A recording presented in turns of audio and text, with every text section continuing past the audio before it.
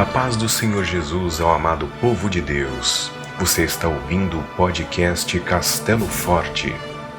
Podcast Castelo Forte tem por objetivo propagar a sã doutrina e a ênfase aos marcos antigos, os quais não podem ser removidos.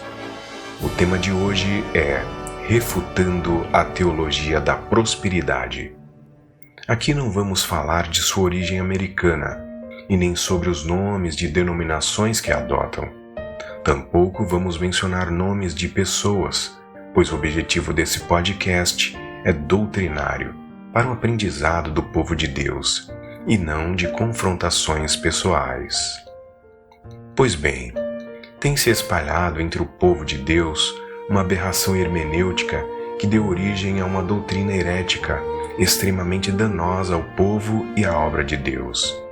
Embora muitas igrejas não adotem essa doutrina herética, o povo de Deus, em geral, tem sofrido sua influência e assimilado sua lógica, porque essa doutrina é massivamente divulgada nos meios de comunicação por décadas.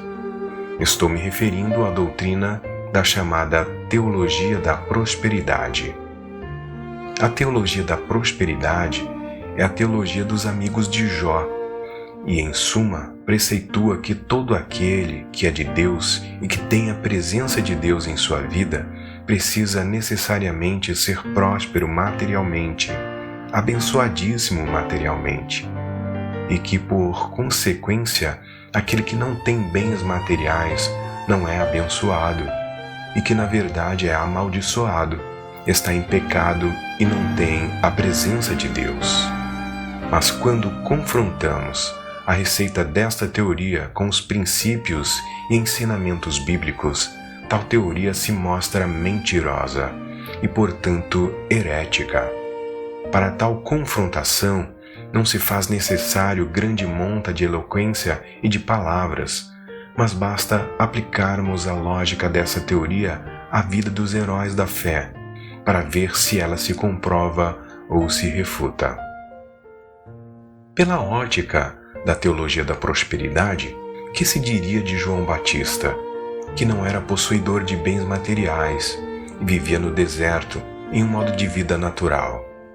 Poderia ser dito dele que era amaldiçoado ou que a presença de Deus não estava nele?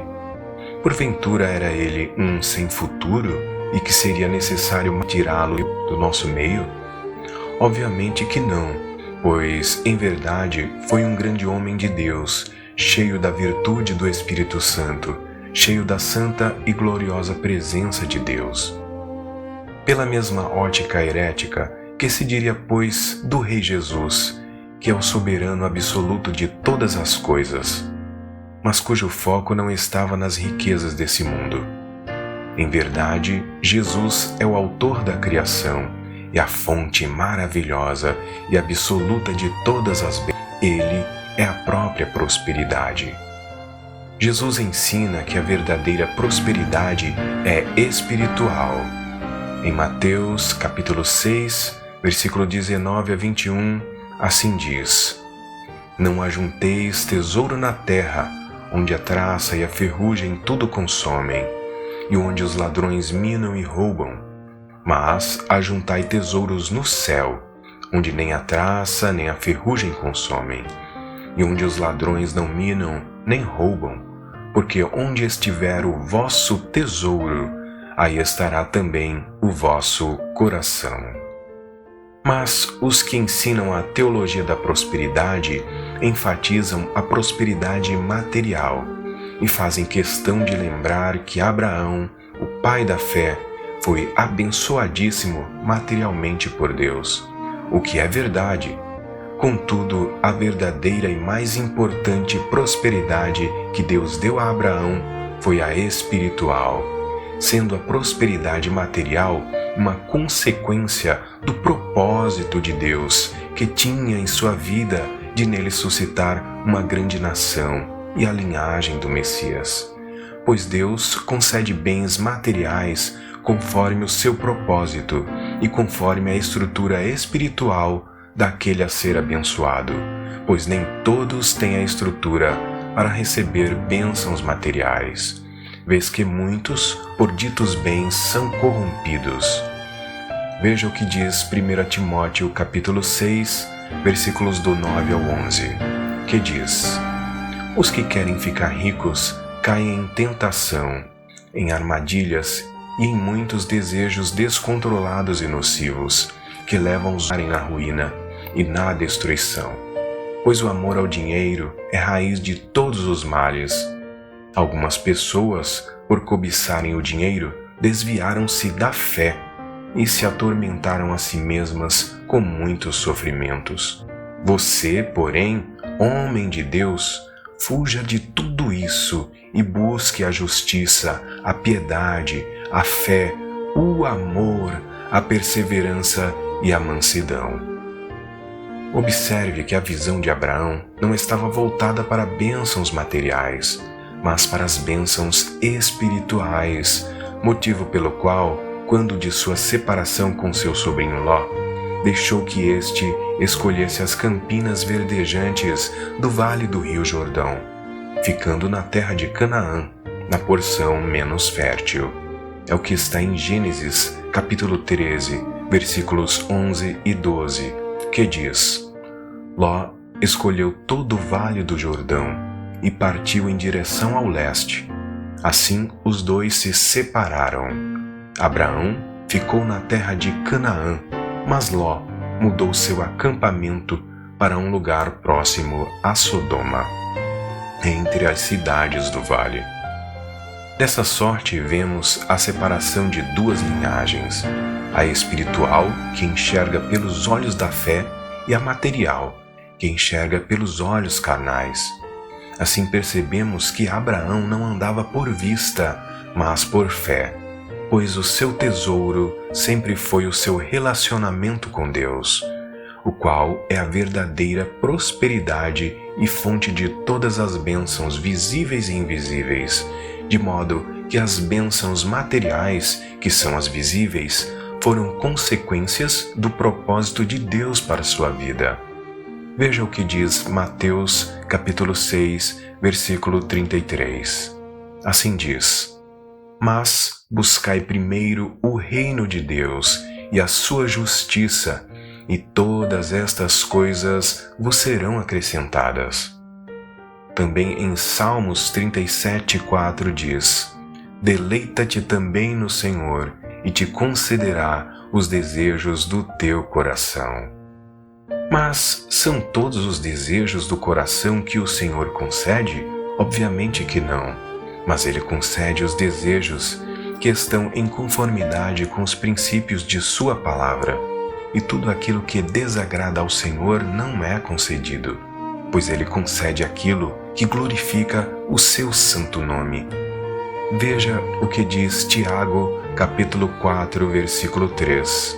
Assim diz: Pedis e não recebeis, porque pedis mal, para gastardes em vossos deleites. Outro herói da fé que se pode citar o Senhor, seja na fartura de bens materiais ou em sua absoluta escassez, pois sabia que sua verdadeira prosperidade era o Senhor, o Rei da Glória, a fonte dos verdadeiros tesouros. Em sua provação, Jó foi criticado por seus companheiros, que o acusaram de pecado, pois eles, semelhante aos que creem na teologia da prosperidade, associavam a prosperidade material à verdadeira comunhão com Deus, e nisso foram achados em grande falta e pecado diante do Senhor, pelo que lhes foi necessário a oração do justo Jó em favor deles. De modo que, agindo assim, o Senhor restituiu a Jó tudo em dobro, pois verificou que sua estrutura espiritual suportava. Veja o que diz o livro de Jó, capítulo 42 e versículo 10. Assim diz: E o Senhor virou o cativeiro de Jó, quando orava pelos seus amigos, e o Senhor acrescentou em dobro tudo quanto Jó antes possuía. Jacó foi outro servo de Deus, mas que não foi justo no início, pois roubou a bênção do seu irmão Esaú. Mas leia de novo a história e perceba que Esaú ficou com as bênçãos referentes à herança material, pois ficou na casa de seu pai. Porém Jacó saiu fugido de sua presença para a casa de seu tio Labão, e no meio do caminho fez um voto em Betel, para que o Senhor fosse com ele e lhe concedesse também bens materiais para o seu sustento. Veja o que diz o livro de Gênesis, capítulo 28, versículo 20 a 22, que diz: E Jacó fez um voto dizendo: Se Deus for comigo e me guardar nesta viagem que faço, e me der pão para comer e vestes para vestir, e eu em paz tornar a casa de meu pai, o Senhor me será por Deus, e esta pedra que tenho posto por coluna será a casa de Deus, e de tudo quanto me deres, certamente te darei o dízimo. E qual bênção, pois, foi a que Jacó roubou? Em verdade, ele enganou o pai para roubar a bênção espiritual, a qual foi pronunciada sobre ele, e foi efetivamente confirmada pelo Senhor no val de Jaboque, em vista de ter sido Esaú imerecedor dessa bênção, por não tê-la dado valor quando vendeu sua primogenitura. E também em vista de Jacó ter demonstrado arrependimento de suas ações, rogando a bênção ao Senhor, instando com o anjo toda a madrugada. Contudo, o Senhor também abençoou Jacó materialmente, segundo o seu propósito e promessas que recaem sobre a linhagem do Messias, de torná-la uma grande nação. Veja o que diz Gênesis capítulo 30, versículo 43. Assim diz: E cresceu o homem em grande maneira, e teve muitos rebanhos, e servas, e servos, e camelos, e jumentos. Em Jacó e Esaú, vemos a separação de duas linhagens, assim como de dois tipos de bênçãos: a linhagem e as bênçãos materiais, que são efêmeras e, portanto, perecem, e as bênçãos que são espirituais e eternas, os tesouros do relacionamento com o Senhor Deus Todo-Poderoso. Dessa forma, aquele que é de Deus busca a linhagem e as bênçãos espirituais. A linhagem espiritual hoje é a Igreja, sob o símbolo do enxerto das varas do zambujeiro bravo, que também se chama oliveira selvagem, enxertadas no caule da oliveira verdadeira, que é Jesus. A mesma simbologia é aplicada às varas, que somos nós, enxertadas na videira, que é Jesus Cristo. Veja João, capítulo 15, versículo 5. Assim diz: Eu sou a videira, vós as varas. Quem está em mim e eu nele, e do fruto, porque sem mim nada podeis fazer. Assim, a teologia da prosperidade se comprova falsa e um grave erro hermenêutico, que leva a um conteúdo doutrinário herético, que visa distanciar o homem do verdadeiro relacionamento com Deus e ensiná-lo erroneamente a barganhar com Deus, atraindo homens gananciosos, maliciosos e astutos, que não têm compromisso com as verdades bíblicas e os princípios da palavra de Deus. É uma teologia que ensina uma visão materialista e carnal, em detrimento da visão espiritual e de fé que nos é dada por Deus para aplicarmos sobre nossas vidas e sobre a vida de nossos irmãos. De maneira que a visão materialista da teologia da prosperidade também promove injustiça contra muitos irmãos, que muitas vezes são julgados em pecado, amaldiçoados e distanciados de Deus, assim como os companheiros de Jó o julgaram em sua provação.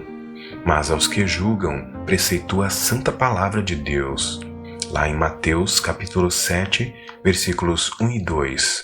Assim diz: Não julgueis, para que não sejais julgados, porque com o juízo com que julgardes, sereis julgados, e com a medida com que tiverdes medido, vos hão de medir a vós. Dessa forma, nos distanciamos dessa heresia. Não nos deixemos ser influenciados por ela e nos voltemos em direção à sã doutrina e aos princípios da Palavra de Deus, porque os marcos antigos não podem ser arrancados, pois foram estabelecidos pelo Senhor Deus Todo-Poderoso, o Rei da Glória. Amém. Nesse estudo aprendemos que há duas prosperidades e a diferença entre elas: a prosperidade material e a verdadeira e mais importante prosperidade, que é a espiritual. Aprendemos que é a prosperidade espiritual que determina a presença de Deus, mesmo na absoluta ausência de bens materiais, como na história de Jó. Também aprendemos que há duas linhagens e a diferença entre elas: a linhagem material, que possui visão carnal e materialista, e a linhagem espiritual, que enxerga pelos olhos da fé e tem a visão do reino. Nos próximos episódios aprenderemos sobre tipos de bênçãos, sobre o princípio da adoração e do dízimo, sobre o dízimo de bênçãos materiais e sobre bênçãos espirituais, e muitos outros assuntos doutrinários importantes. Desejo a todos uma semana abençoada e que o Senhor Jesus abençoe a sua vida continuamente. Amém.